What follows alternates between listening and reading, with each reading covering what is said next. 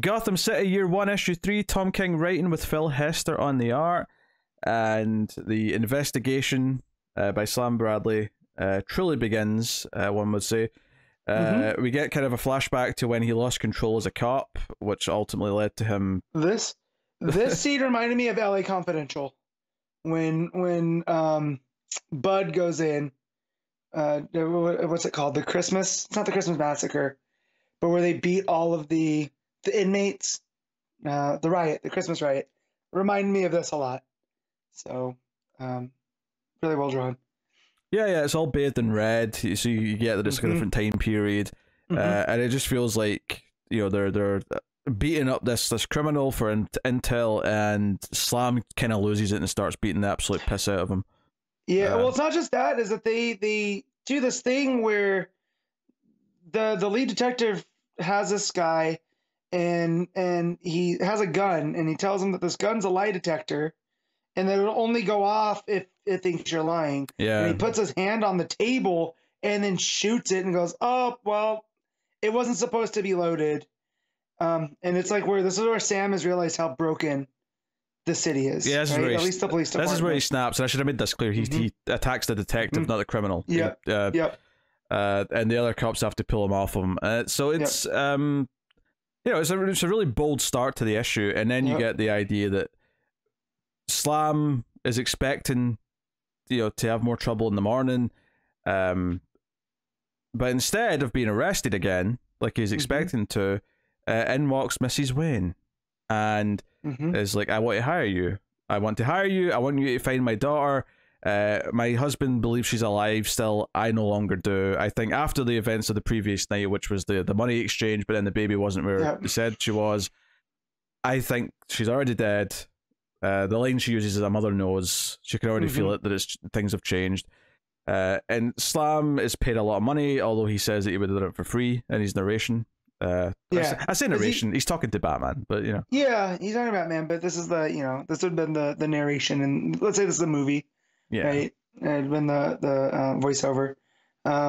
Just everything here. It's got such a mood of a film noir, just with the way the shadows are drawn in the office. With Mrs. Wayne, which I can't... Constance, right? Constance, just call me Connie. Yeah, just the way that she's drawn with the shadows. It reminds me of film noirs that I've seen, almost like Double Indemnity, right? Well, even that page where it's swapping between the two of them, and you've got her in the black, like, negative space behind the panels. All the panels of Slam, you've got the blinds behind them, so you get this... you know, like when I think of a noir, like detective's office, I always think of the light going through the blinds and hitting the faces, you know? So, for sure. A lot of that going on. But yeah, he starts getting to work and looking for basically the woman who, like, you know, came to him with the note, right? Yeah, Sue. Yeah. And starts trying to track her down. And it takes a bit of effort, it takes some bribes. Luckily, though, he got a big wad of cash from Mrs. Wayne, so he's got ways to bribe people. Yep. And it's like, okay, well, she was jumping around like an acrobat, so that wasn't the first time she's leapt from a rooftop to another rooftop, so she's athletic, that's something I can use. And he basically tracks her down through like a cleaning service, so it's all off the books, which then leads to a nightclub where she was performing with a band, and he doesn't even know if he's really looking for the right person. Up until a point, he's just hoping it is. He's hoping this is the Sue that he was looking for. He's hoping because this is all he has to go off of. Right? Yeah, it's like, oh, the way she moved, you know, the way that she moves around through society, she has to have these ins and outs, right? So that's why he tracks to the cleaning place, and then through the lady that runs the cleaning place, because it's all tax free, so they pay him under the table, or still they're not taxed, it's paid under the table. Find out that she's also a dancer at a nightclub, and then. That's the page I really like, as he's going from nightclub to nightclub, and the way that the colors pop, almost like they're on neon and stuff. It looks really good. And he's all bathed in shadow, with the silhouettes of the people in the back, and looks like notably one of the nightclubs is the Kit Kat, which has got a cat. So, you know, because obviously we were comparing it to Catwoman last issue. Couldn't help but notice that. Right? But I even wonder, they ought to. Nah, Rhythm Room it wouldn't be. I'm just wondering if Theo Clock's got any sort of relevance, but because that's the name of the middle club. Right. But eventually get some information. Yeah. Finds out that she goes by Queenie, the lady that he's looking for. And ends up with talking to one of the bands at one of the nightclubs who know. What does he tell him? Gives it the full name, right? It's Queenie Lydell. Yeah, full name, and just that she's a little bit different. And he ends up going to his mother, who reads tarot cards to help. Like, can you help me find her, kind of thing. And they've got an interesting chemistry. Good mood there. And it leads them to a house where he goes up to the door, where Sue might have been staying. With this guy, I think his name was James, and so this guy opens the door after Slam's banging on the door a bunch, and he says, do you know what time it is? Why are you knocking on my door? But then he hears a baby crying from like inside the place, so he actually kicks the door down, and we get this sort of action scene where this guy, who is being like invaded upon, like his house has been broken into, because we're not even sure that this is the house, right? This is all off on a hunch, but here's a baby crying and thinks, oh, that's got to be the Wayne girl. Yeah, he basically, he's just acting on instinct, and he's acting, what's the word, recklessly, I guess? Yeah. Is maybe No, recklessly, and he pushes through the door, and then the dude grabs a shotgun and just starts taking shots, and Slam starts to be like, oh man, I didn't even see the gun, I'm moving too quick, Yeah, so we get this scene where he has to jump over the stairs to tackle the guy with a shotgun, and then he goes back up the stairs to find the baby, only to find this baby is clearly not the Wayne kid, because it's a black child, right? To go with the black man whose house he just invaded. Right, and then Slam's like, oh my god, I didn't even think of this through. I made a huge mistake. I just beat the crap out of a guy whose house I just, broke into, But yeah, such a good reveal too, because his face, like, just the look of when he looks into the crib. Yeah, and the baby's obviously crying because there's been some nut job banging on the door for the last 5 minutes. So, banging on the door, there's a scuffle and gunshots downstairs. Yeah, like, it all adds up. But then he looks out the window and he notices that in the garden there's a patch of grass that's been recently redug. Dug up. Yeah. So he grabs a shovel and starts digging, and we get this sort of depressing full-page spread of, the baby's wrapped up. The baby was already dead. Maybe this guy is like the husband of Sue or whatever. They might have something to do with this. Yeah. Right. So, and we got the baby. So the confirmation here, and this is what I really love about the storytelling, right, is earlier in the book we get this full-page spread of when Slam's talking about the baby. We get this full-page spread of her wrapped in this owl blanket. And then that's how they signify this is her.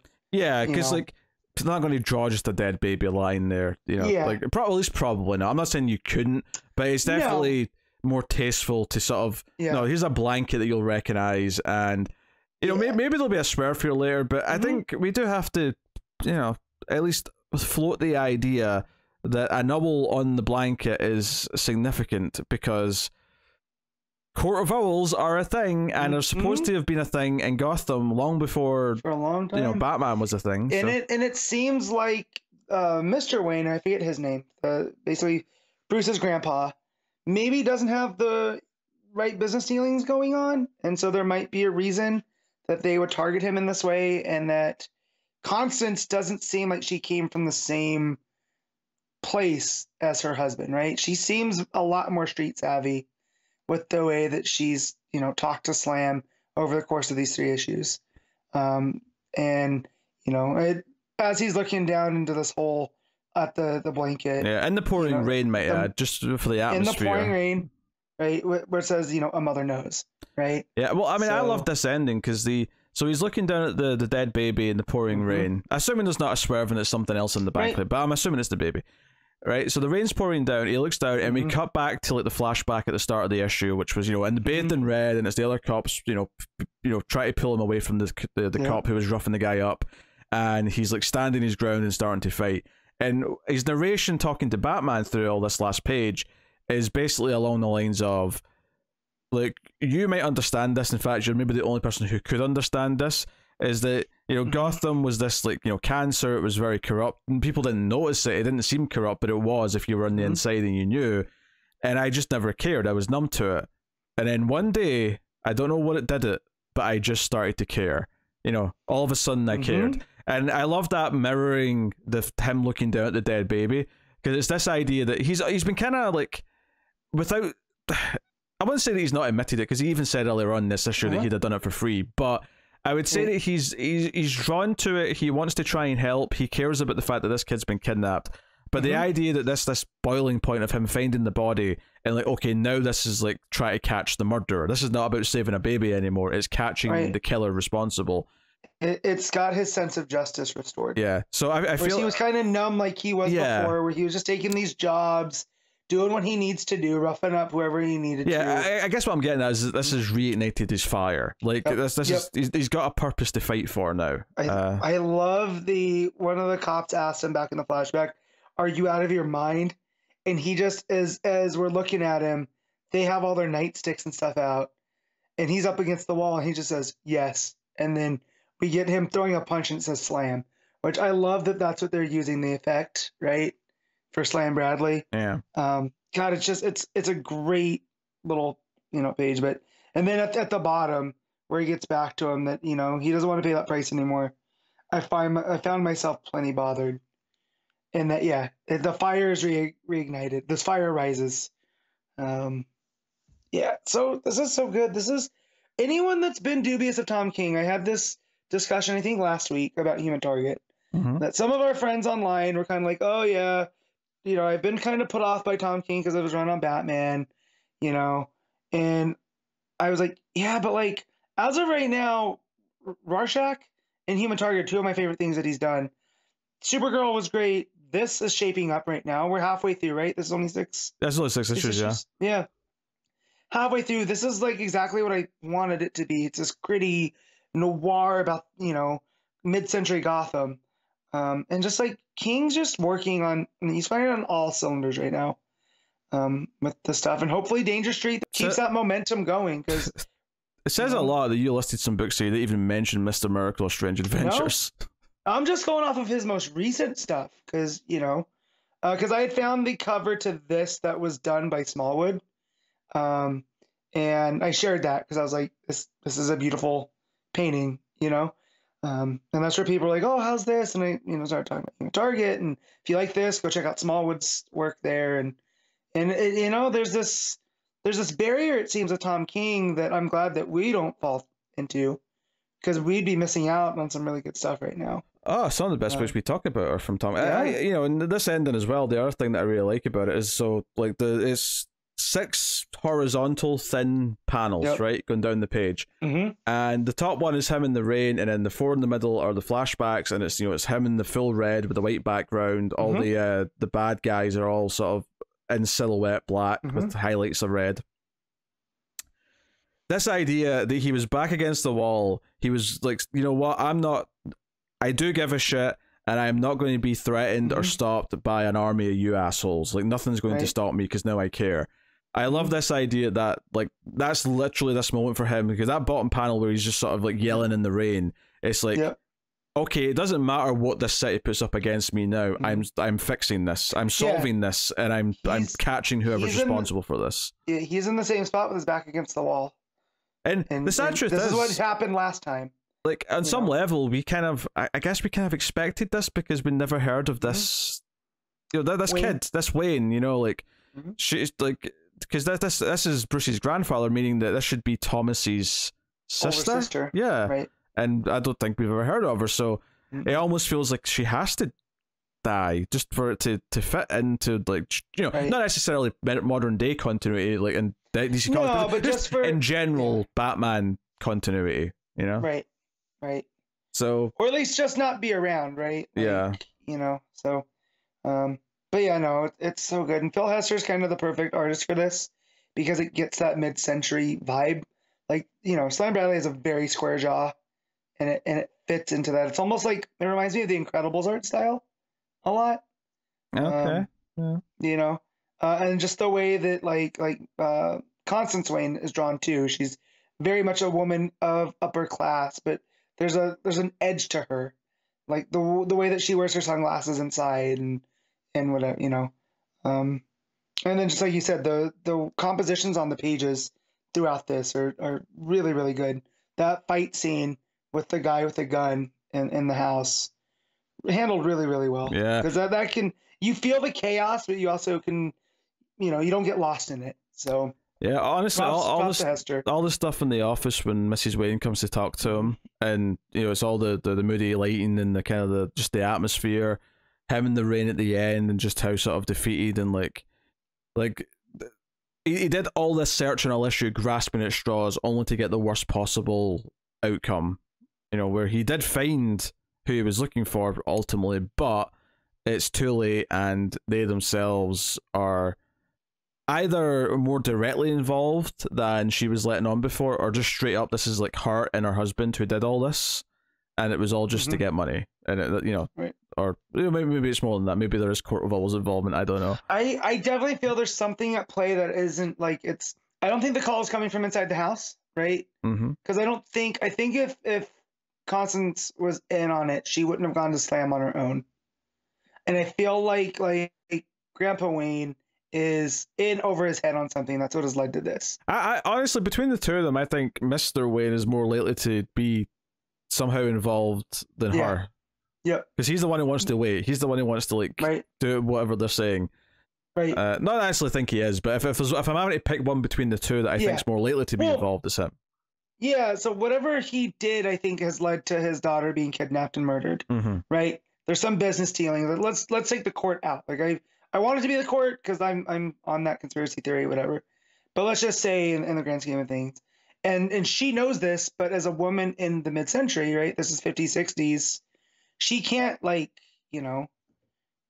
handle stuff herself, so she has to go and have someone else handle it for her. And I like that commentary here too, is that she's just as strong, but she has to go about it a different way. So her and Slam are very much copacetic here, as they both kind of have that edge to them, that they're willing to do anything to get what they need. Like she needs closure, right? She knows that her little girl's probably gone, because the mother knows, but she needs that closure regardless. But yeah, and I'm wondering how this is going to play out in the modern times, because this is like, I felt like when we was at the end of the first issue, when it's revealed that he's telling the story to Bruce in the hospital. So I'm wondering if this is like his kind of not deathbed confession, but this is something that he needs to let Bruce know before he goes. One thing I want to bring up is just so one of the things that Mrs. Wayne talks about her husband is that he was always a bit of a raging bull, but she kind of liked that about him until one day it came after her. Like she never realized she'd be on the receiving end of it. And I'm thinking in relation to what Slam's saying at the end about, you see all this going on in the city, but you accept that that's the price for the whatever life you have. Well, I didn't want to pay that price anymore. I do wonder if, in some level, this idea of like her being in this relationship that's become abusive. She's flat. I mean, she just very matter of fact says whenever he gets upset about something, he knocks her around. That's just that's the standard thing. Right. And I just wonder this idea that she was okay with that for a while. That she accepted that was the price she paid for being in this rich family with these comforts, and maybe she's at the point now where she doesn't want to pay that anymore. So that might fit into this overall theme of basically I'm mad as hell and I'm not going to take it anymore. This is part of the theme of this. Right. Well, and then we kind of got the vibe too that like he hates smoking, but she smokes, right? And she just kind of does what she wants at a certain point, because maybe she reached her break point a long time ago, and she just does things anyways, right? Because she knows she's going to get it from him one way or the other, regardless of what she does. So she just does what she needs to. But yeah, there's a lot of personal dynamics going on here too. It's all very layered.